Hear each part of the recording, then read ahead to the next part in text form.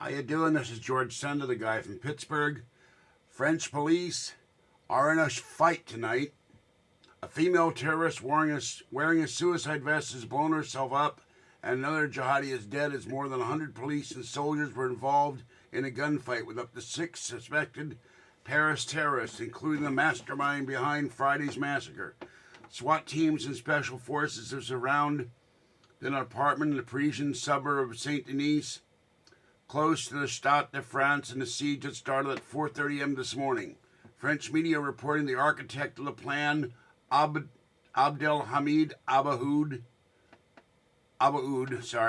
is alive and inside the flat. Until now, he was thought he was in Syria, orchestrating the Paris attacks from Raqqa, the ISIS capital.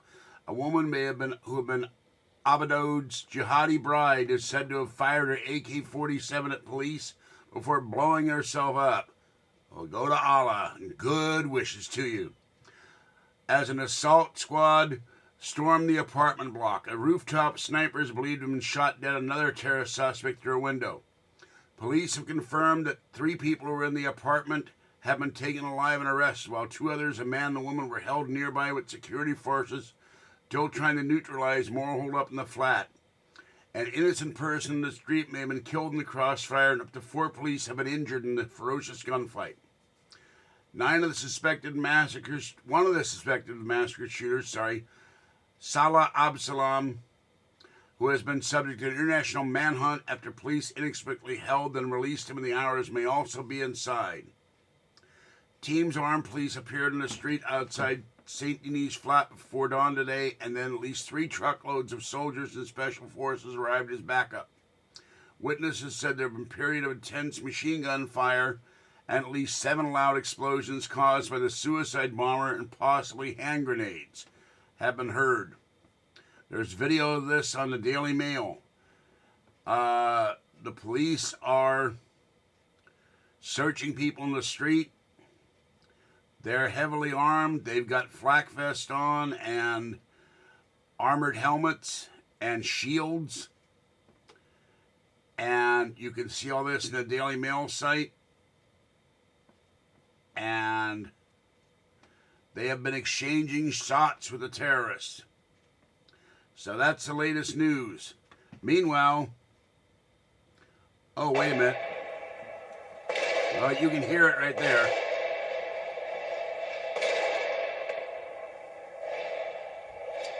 I hit that by mistake, but there's the shots being fired in the apartment building and at the apartment building.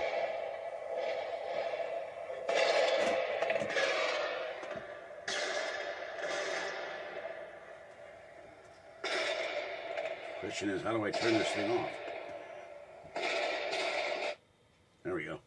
A woman living under the siege flat told she was woken up by an explosion. She told the French broadcaster BMF TV, "I woke to an explosion. I heard gunshots. There were lots of police, and the police were firing back. There were shots and explosions. We didn't know where to go.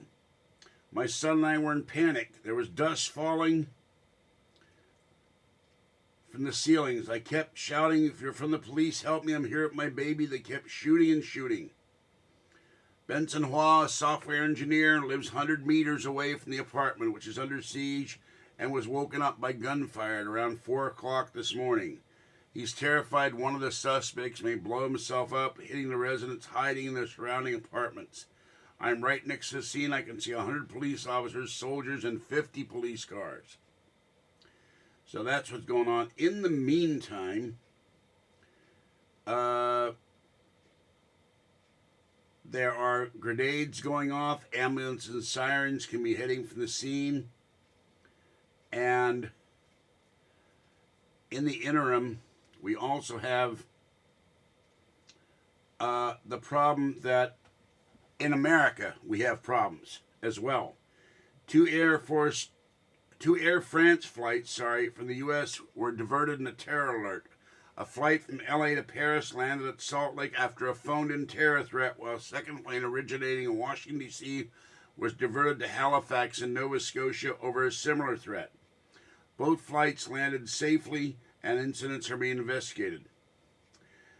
Earlier on Tuesday, 4 passengers were removed from Spirit Airlines Flight 969 at Baltimore Washington International Thurgood Marshall Airport after a female passenger complained to a flight attendant over the suspicious activity of a group of Muslim passengers. The woman grew allegedly concerned after seeing the family watching the Paris news with their phones.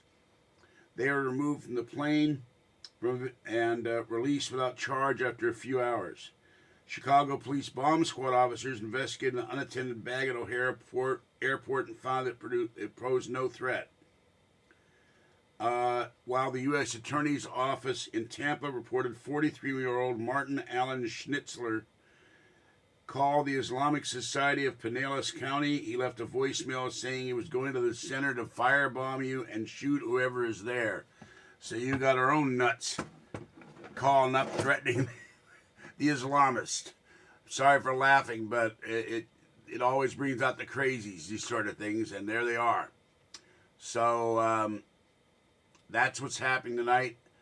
I'm going to go to bed in a little bit, but if I get new news during the night, I'll leave the iPad active, and I will bring a report. All right. Have a good morning, and be careful and safe out there. Bye-bye.